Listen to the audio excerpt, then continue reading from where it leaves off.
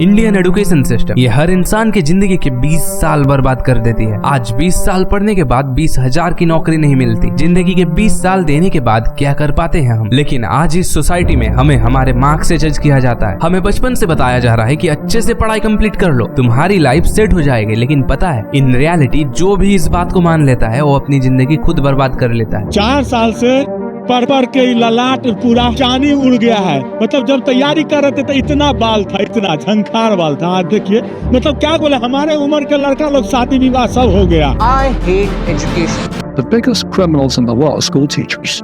I really don't like school. देश में हर 3 में से 1 युवा बेरोजगार बैठा है।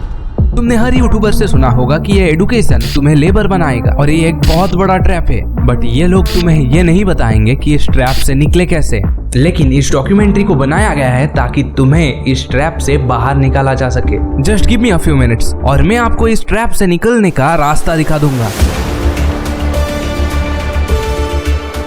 द इंडियन एजुकेशन सिस्टम जो लेबर और वर्कर तैयार करता है, इस सिस्टम को ब्रिटिश लेकर आए थे। But what's new in this, ये तो सभी को पता है। लेकिन ब्रिटिशर्स ने हमें उन लोगों का एजुकेशन सिस्टम नहीं दिया था जो वो लोग फॉलो करते थे, क्योंकि ब्रिटिशर्स के एलिट्स का कहना था कि इंग्लिश एजुकेशन तो हमें इन लोअर कास्ट और अछूत लोगों को देना ही नहीं चाहिए। इसीलिए ब्रिटिशर्स ने हमारे लिए एक स्ट्रक्चर्ड एजुकेशन सिस्टम बनाया जिसमें मैथ, साइंस और इंग्लिश सिखाया जाता हो, ताकि वो हमें बचपन से ट्रेन कर पाए उन लोगों की गुलामी करने के लिए। ब्रिटिशर्स का इंटेंशन हम इंडियंस को इंडिपेंडेंट और एडुकेटेड करने का नहीं था, बल्कि वो हमें लोअर रैंकिंग स्टाफ्स एंड गुलाम बनाना चाहते थे जो ब्रिटिशर्स के ऑर्डर को फुलफिल करे और ब्रिटिशर्स इस देश को बिना किसी प्रॉब्लम से रूल कर पाए। और इसीलिए अंग्रेजों का फोकस सेकेंडरी एजुकेशन पे था जो ऑफिस स्टाफ और यूनिफॉर्म स्लेव प्रोड्यूस करे, क्योंकि ब्रिटिशर्स का एम इस देश के लोगों को पढ़ा लिखा कर सोशल वेलफेयर करना नहीं था। वेल तो बहुत हो गई हिस्ट्री, अब आते हैं मेन मुद्दे पे।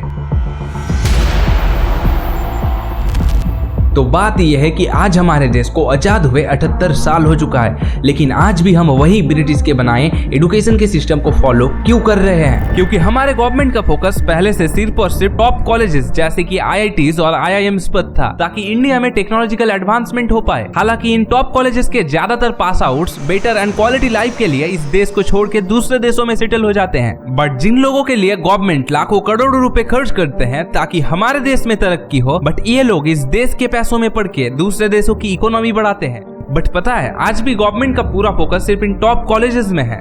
As a result school education system degrade होते होते डिस्ट्रॉय हो गया है और वहीं पर इस देश में 80% से भी ज्यादा पॉपुलेशन को बेसिक एजुकेशन भी अच्छे से नहीं मिल पाती।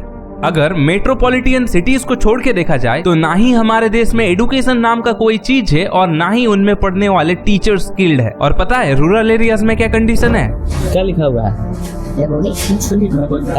पढ़ के सुनाइए, क्या लिखा हुआ है?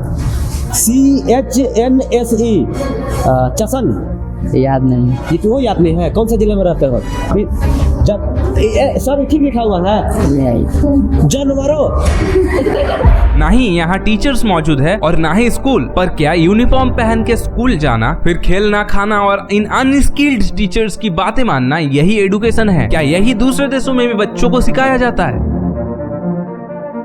और अगर बड़े सिटीज के गवर्नमेंट स्कूल को देखा जाए तो यहाँ के टीचर्स तो हर बच्चे को समान तरीके से देखते ही नहीं। और पता है यहाँ के ज्यादातर टीचर्स को पढ़ाने का तो मन ही नहीं है। ना तो ये हर बच्चे की डाउट क्लियर करते हैं और ना ही वो क्लासेस में अच्छे से उनको समझाते हैं। हालांकि कुछ टीचर्स सही में ऐसे नहीं होते हैं, बट मेजोरिटी का यही हाल है। And due to their permanent job security उनमें अकाउंटेबिलिटी नाम की कोई चीज ही नहीं होती और इसी कारण से बच्चे भी पढ़ते नहीं है। कभी रट्टा मार के तो कभी चीट करके पास हो जाते हैं। बट इनमें इन बच्चों की 1% भी गलती नहीं है। ये गलती उन रूलर्स की है जो इस देश को रूल कर रहे हैं। और इन्हीं कमियों की वजह से यहाँ एंट्री होती है प्राइवेट स्कूल, जहां तुम्हें भर भर के इंफ्रास्ट्रक्चर्स देखने को मिलेगा। बट ये तुम्हें इंफ्रास्ट्रक्चर्स और रिसोर्सेज देगा तो सही, but in exchange of a huge money. पता है urban and semi urban areas में हर साल 1.5 से 2 लाख रुपए सिर्फ एक बच्चे के स्कूल फीस में जाता है। इन प्राइवेट स्कूल्स में बच्चों को ऐसे ट्रेन किया जाता है कि अगर ये अच्छे मार्क्स नहीं ला पाए तो वो जिंदगी में कुछ नहीं कर पाएंगे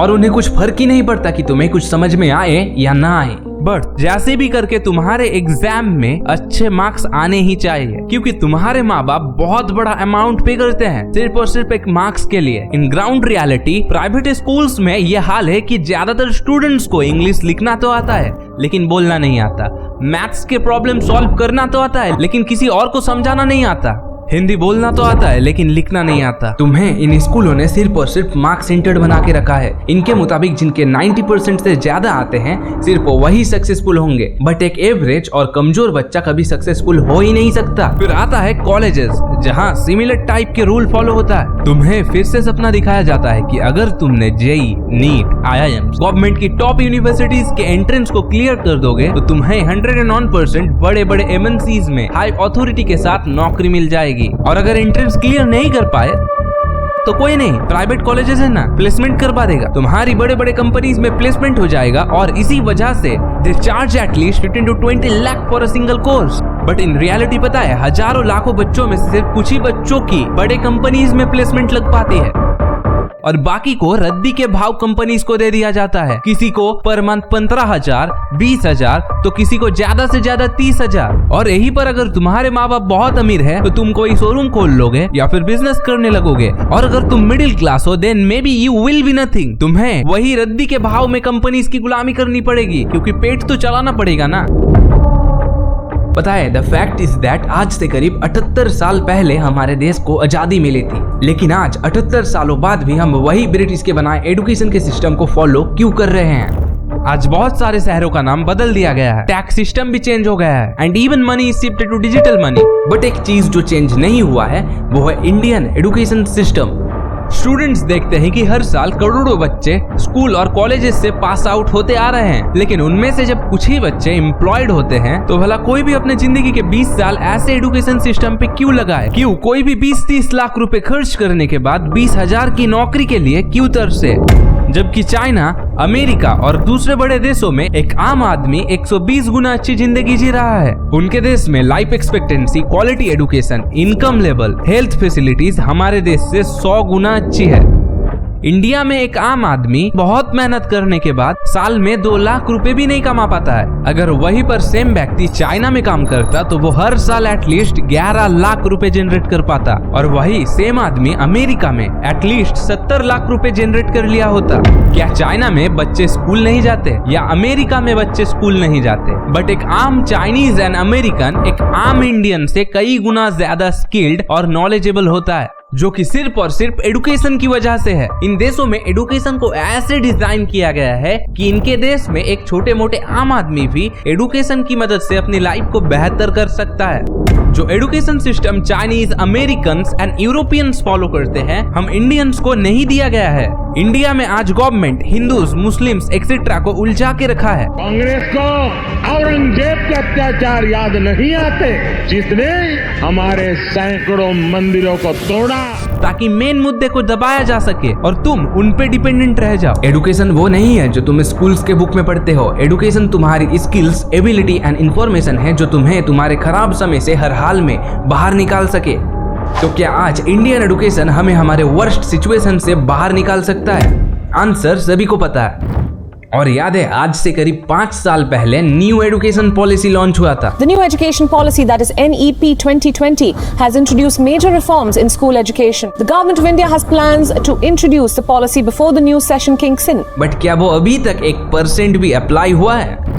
but the question is that क्या इंडियन एजुकेशन सिस्टम को अपग्रेड करना हमारे मार्स पर पहुंचने से भी ज्यादा कठिन है? India, the country, became the only one in the world to successfully reach Mars on its first attempt. नहीं, देखो, अगर इंडियन एजुकेशन सिस्टम को चाइनीज, अमेरिकन, यूरोपियन स्टैंडर्ड जैसा कर दिया गया तो इन नेताओं का दुकान जो बंद हो जाएगा। थैंक यू वेरी मच इस वीडियो को एंड तक देखने के लिए। मुझे पता है आप इस ट्रैप से निकलना चाहते हैं और इसीलिए हमारा नेक्स्ट वीडियो इसी टॉपिक पे आने वाला है। अगर आपको ये वीडियो थोड़ा सा भी अच्छा लगा हो तो प्लीज लाइक कर दीजिए और चैनल को सब्सक्राइब कर लीजिए। और एक चीज पता है, right from the independence in नेताओं ने हमारे देश को कैसे डिस्ट्रॉय करके रखा है, तो इस वीडियो को देखिए।